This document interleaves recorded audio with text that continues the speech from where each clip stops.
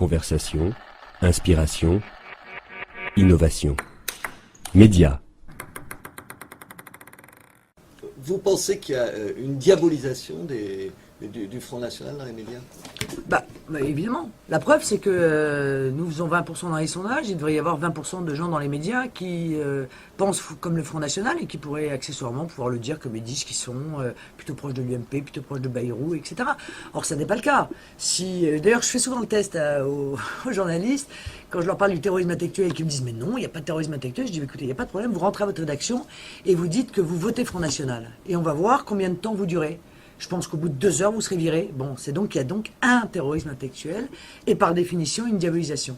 Maintenant, est-ce qu'elle est sincère ou est-ce qu'elle est le fait d'une espèce d'autocensure, d'une peur en réalité, d'une profession qui se croit libre et qui, somme toute, semble-t-il, ne l'est pas autant qu'elle aimerait l'être?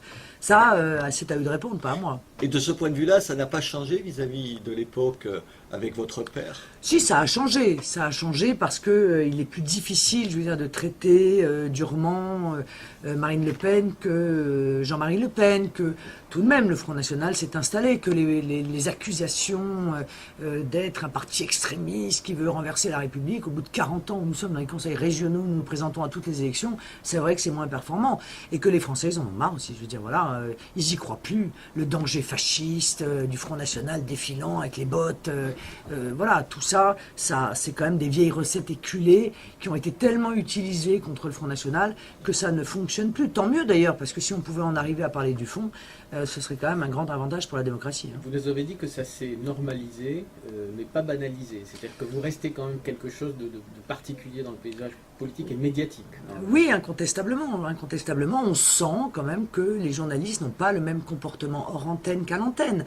Et qu'à l'antenne, il y a toujours cette sorte de crainte de se voir accusé de servir la soupe ou d'être trop complaisant, ce qui ne se fait jamais avec d'autres responsables politiques. Donc nous restons un élément un peu à part, en quelque sorte. Nous ne sommes pas traités exactement de la même manière que d'autres responsables politiques. Puis nous savons ce qui se passe dans les rédactions, parce que s'il n'y a pas 20% de journalistes qui disent qu'ils sont français, il y en a quand même un certain nombre qui le sont. Désolé, hein, ça va faire trembler tout le monde, mais et cela nous explique quand même tout de même le poids qui continue à exister dans un certain nombre de rédactions, que ce soit d'ailleurs de journaux, de radio ou de télé. Est-ce à dire qu'il y a des journalistes qui sont encartés au Front National? Ah non, ils ne s'encarteraient pas, ils auraient trop peur de pouvoir laisser qu'il y ait une trace de leur appartenance, mais qui partagent une grande partie de nos options, oui, bien sûr. Mais aujourd'hui, quand vous arrivez dans une rédaction, vous vous sentez en territoire normal ou en territoire ennemi? Moi, quand j'arrive dans une rédaction, je suis toujours extrêmement bien accueilli. Je dois être honnête, les gens sont extrêmement courtois.